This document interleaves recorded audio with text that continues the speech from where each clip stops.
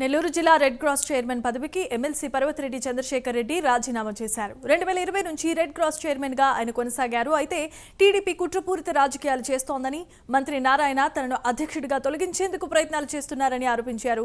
అందుకే ఈ నిర్ణయం తీసుకున్నట్లు పర్వతిరెడ్డి చంద్రశేఖర్ రెడ్డి తెలిపారు. కేవలం మంత్రి నారాయణ తన వ్యక్తిగత లాభాపేక్ష కోసం రెడ్ క్రాస్ పై నిందలు వేస్తున్నారని ధ్వజమెత్తారు.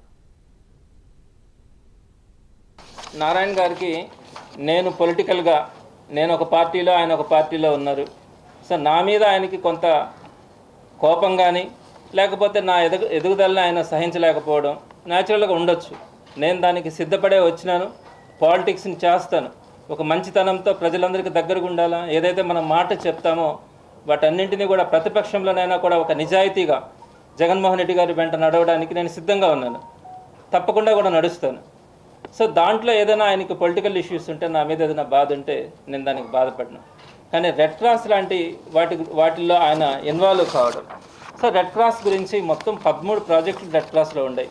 ఒకటి cancer hospital, blood bank, spastic centre, ఇలా మొత్తం 13 ప్రాజెక్ట్స్, మేజర్ ప్రాజెక్ట్స్ని మన నెల్లూరు రెడ్ క్రాస్ రన్ చేస్తూ ఉంది.